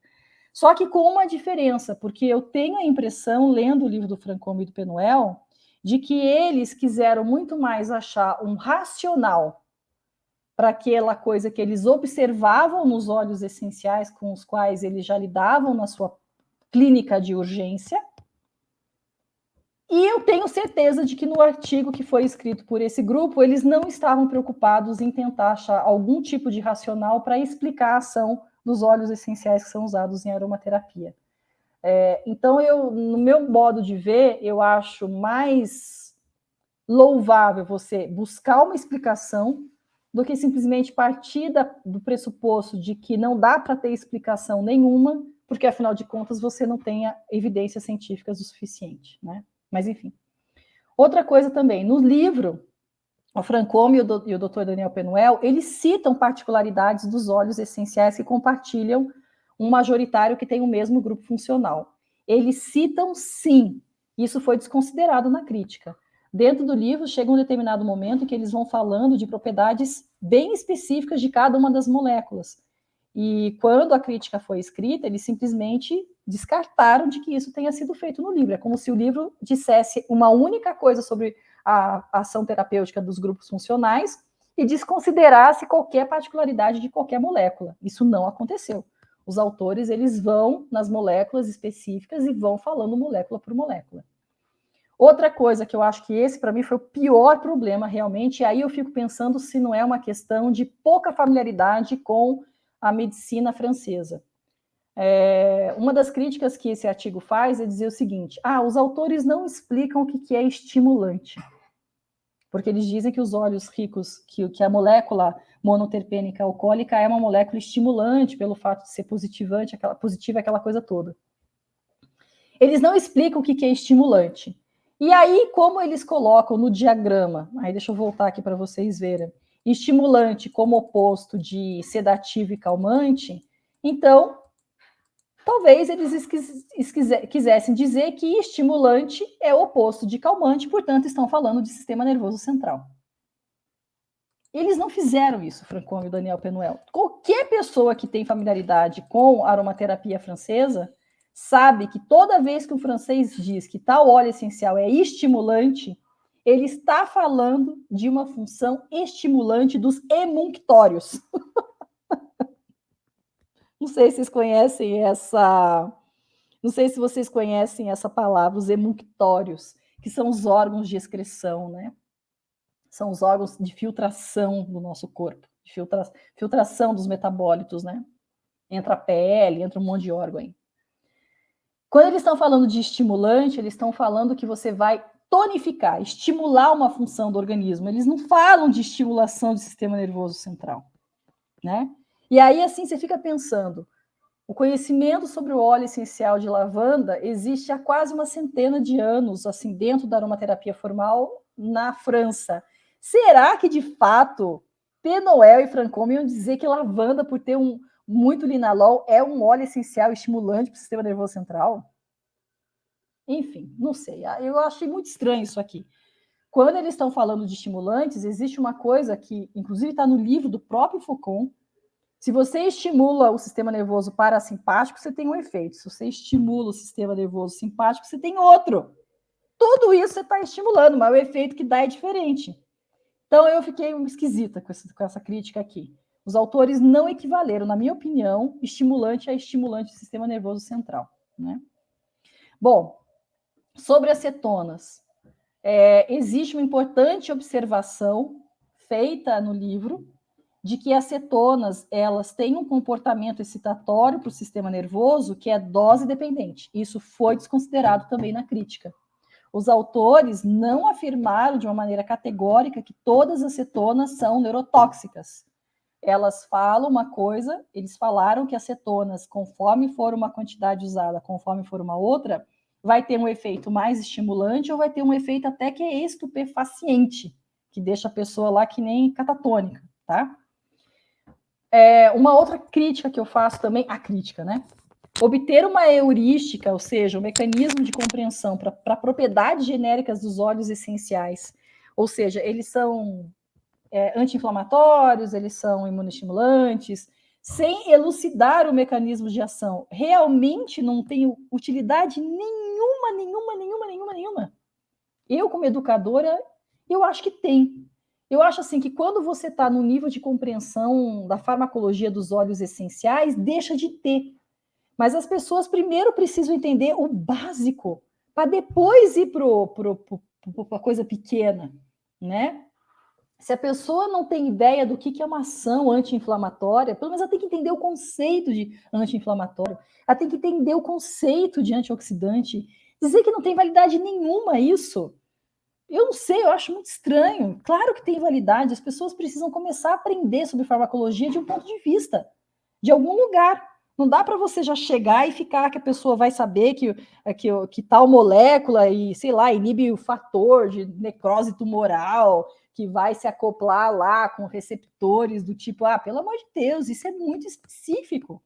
Num dia a dia de um aromaterapeuta, eu tenho minhas dúvidas se ele precisa chegar nesse ponto específico, mesmo porque quando a gente está falando de óleos essenciais, e já falei para vocês, óleos essenciais são um conjunto de moléculas. Os óleos essenciais não funcionam só por conta daquela molécula, né? Os óleos essenciais, eles são multi-alvo, né?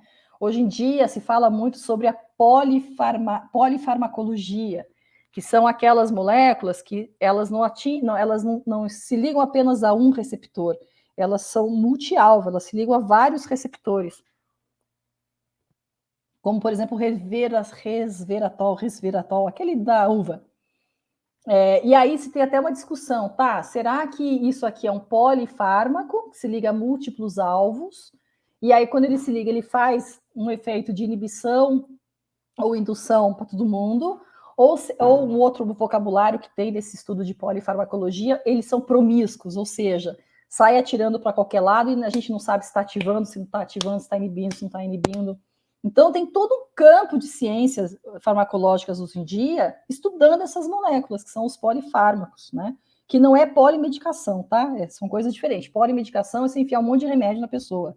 Os polifármacos são esses ativos que fazem, tipo assim, é tipo um tiro que se expande, assim, para vários alvos proteicos, né? E aí, disso aí, você tem um outro conceito derivado, que é a farmacologia em rede, em inglês chama Network Pharmacology. E os óleos essenciais, claro que quando a gente está falando de ativos de planta, todos eles se comportam dessa maneira, todos eles. Só que se achava que os ativos sintéticos, sintetizados, também não se comportavam dessa maneira. Eles tinham, de fato, um único sítio proteico, onde eles iam lá, se acoplavam bonitinho tal. E hoje se está descobrindo que não. E aí, o paradigma são justamente os princípios ativos das plantas, porque naturalmente eles já são polifarmacológicos, né?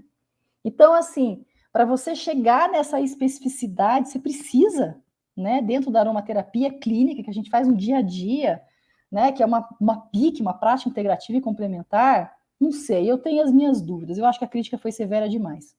E uma outra coisa é assim, se tiver que incomodar alguma coisa na teoria do grupo funcional, eu fico muito pouco incomodada de ter aprendido que os álcoois são imunoestimulantes, que os fenóis são antimicrobianos, que as cetonas são mucolíticas, que os ésteres são antiespasmódicos. Isso, de fato, não me incomoda muito. Se eu tivesse que ter uma crítica ao que a francesada fez, seria a crítica às ações tóxicas, porque essas eu acho que provocam muito mais ruído na aromaterapia do que propriamente as ações terapêuticas. Você dizer, por exemplo, que toda cetona é neurotóxica, eu acho isso muito mais complicado do que dizer que as cetonas são mucolíticas. Porque é quando eles dizem que as cetonas são neurotóxicas, apesar de que eles nuançam isso em termos de dose, né? É que você tem coisas do tipo assim, não pode usar óleo de hortelã com grávida, porque hortelã tem piperitona e mentona, e, portanto, a grávida vai abortar. Não pode, por exemplo, usar o óleo de salva esclareia, porque o esclariol é uma substância estrogênio-like. Porque quando você diz, quando você faz assim, o esclariol tem a mesma estrutura, uma estrutura parecida com o estradiol, basicamente o que você está fazendo é essa forma aqui, que tem mais ou menos o mesmo jeitão do estradiol, vai agir como ela, como o estradiol. Só que o que nós vimos através das correlações quantitativas atividade-estrutura é que não basta ter o mesmo jeitão. E mesmo quando tem, às vezes não funciona do mesmo jeito. Então, se eu tivesse que fazer uma crítica ao TGF, eu faria muito mais no sentido das preocupações em relação à toxicidade das moléculas, que foram muito generalizadas, do que propriamente para ação terapêutica, né? E aí o que acontece é que depois que esse artigo foi publicado, eu falei para vocês que o Dr. Daniel Penuel fez uma live junto com a filha dele, e não apenas fez uma live com a filha dele, como escreveu uma crítica por escrito. E aí, nesse livro, nesse vídeo e nessa crítica por escrito, o Dr. Daniel Penuel falou, em primeiro lugar, né, que o Francome, ele não desconsiderou o tipo da cadeia carbônica como os críticos acusaram ele. Jamais ele disse que bastava apenas ter lá o grupamento álcool, o grupamento hidroxila, para que aquilo se comportasse terapeuticamente de um jeito. Ele sempre considerou, pelo menos, o tamanho da cadeia e o formato da cadeia para que a propriedade terapêutica fosse designada para aquela molécula. Outra coisa que o Penuel respondeu é que na França a aromaterapia ensinada para médicos fitoaromaterapeutas se baseia naqueles dados dos aromatogramas e é ensinada, sobretudo, no caso das urgências, principalmente no campo da infectologia. E que esses ensinamentos não apenas são funcionais, como também são reprodutíveis. E, gente, de fato, é a base da fitoaromaterapia francesa. Então, assim, uma outra coisa que o Penuel se defendeu.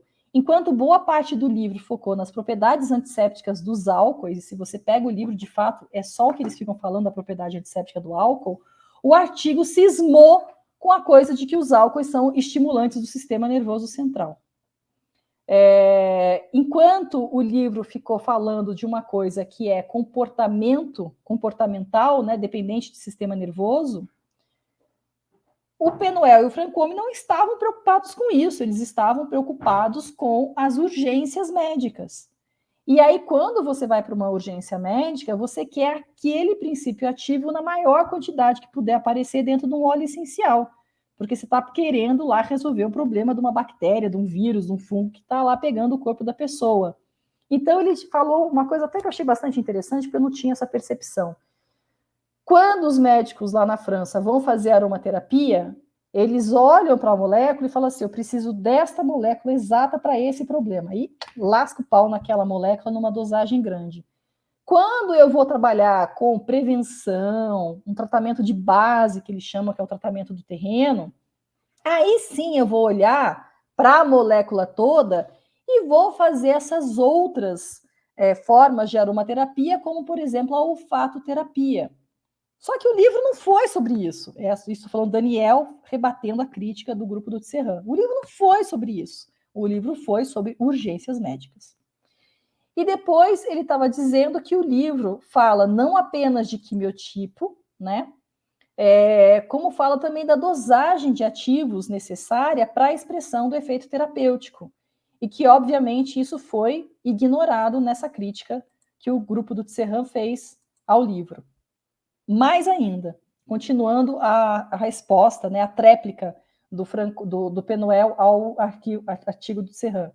Quando se trata de uma medicina de bioterreno, se olha para as nuances do óleo essencial, para o tótum do óleo essencial, né? Quando você está em urgência, você vai olhar para aquele que eu já tinha falado para vocês, do elemento farmacofórico de determinado óleo essencial, ou seja, aquele componente que nós sabemos que está numa quantidade necessária dentro daquele óleo para expressar aquele efeito, daquele efeito terapêutico. Então, assim, inclusive o Dr. Daniel Penuel fala muito de que você tem uma coisa é a ação dos óleos essenciais em organismos procariotos, quando eles estão lá testando as bactérias, tudo, e outra coisa é o óleo essencial nos organismos eucariotos, que somos nós, né? Então, ele fala o seguinte, que a estimulação é uma ação sobre o receptor, ele respondendo à crítica sobre os álcoois serem estimulantes. Já o efeito estimulante é sobre um sistema, e isso são coisas diferentes. Como eu já tinha exemplificado, estimular um parasimpático me dá um efeito diferente de estimular um simpático. Se eu estou falando em termos de receptores, estimular um receptor inibidor me dá um efeito diferente de estimular um receptor indutor. Então, estimulante não é a mesma coisa que estimulante do sistema nervoso central, né? E que quanto mais simples for a ação que eu estou buscando, mais útil será aquela molécula carro-chefe do óleo essencial. E quanto mais complexa for a ação que eu estou buscando de um óleo essencial, mais eu terei que olhar para a totalidade daquele óleo essencial. Eu não sei vocês, mas eu achei isso aqui genial, né? Bom, outra coisa que ele fala também, que os autores da crítica confundiram resistividade, que é aquela capacidade de conduzir uma corrente, né, resistir a uma corrente elétrica, com as cargas elétricas que os óleos essenciais carregam. E aí ele falou, os óleos essenciais não atravessam o campo elétrico, como a crítica deu a entender. E aí uma outra coisa que essa me deixou de queixo caído. O Penuel falou o seguinte, que a superposição da bioeletrônica do Vincent ao trabalho do Francome não foi feita pelo próprio Francome, foi feita pelo Michel Foucault. Que não, no livro, o Francome não compara o potencial redox com o caráter polar e apolar dos óleos essenciais. Dado que este último, né, o caráter apolar e polar, foi feito com base na repartição óleo em água, e não em outras medidas. E da mesma maneira, o Francome diz que não houve uma superposição entre as cargas elétricas que as moléculas aromáticas trazem e o seu pH, o seu caráter ácido básico. E aí, finalmente, o Penuel termina essa crítica dele dizendo como que os autores que fizeram a crítica podem negar que os antiespasmódicos, que os ésteres são antiespasmódicos. Né? E aí ele até cita lá uma meta-análise que falou sobre isso. Então, essa foi a crítica do Daniel à crítica do grupo liderado pelo Serran. Bom, e aí depois, então, que eu conheci os dois lados da história, qual que é a minha opinião final sobre esse imbróglio todo, né? Eu penso que a crítica ao grupo funcional não foi uma boa réplica, ou seja, não foi uma boa crítica. Foi um trabalho de pesquisa excelente, mas eu acho que como crítica não foi tão boa assim. Só que, por outro lado, eu acho que a tréplica do Dr. Daniel Penuel também não foi boa. Então, no final das contas, eu continuo com o mesmo desejo que eu sempre tive, que era colocar Francome, Baudoux, Penuel diante do Serran e da Dr. Joy Bowles e falar, vocês se entendam, né? E aí a gente sabe que ingleses apesar que a Dr. Joy Bowles é australiana, a gente sabe que ingleses e franceses não se entendem muito bem, mas já existe um túnel ligando o canal da Bancha, então, de repente, lá no fundo possa haver pontos de concordância, só falta agora eles construírem uma ponte, né, que una essas duas visões e traga essas concordâncias para cima, para que a gente não fique mais tendo que escolher nenhum desses lados. E uma outra coisa que me deixou de queijo caído quer dizer, então, que a culpa foi do Foucault? Sobre isso, eu não sei se nós veremos as cenas dos próximos capítulos, né? O Foucault é outro que também já está bem velhinho. Talvez a gente nunca saiba quem errou primeiro, né? Bom, aqui estão as referências bibliográficas e aqui está o meu muito obrigado depois de 2 horas e 2 minutos de palestra.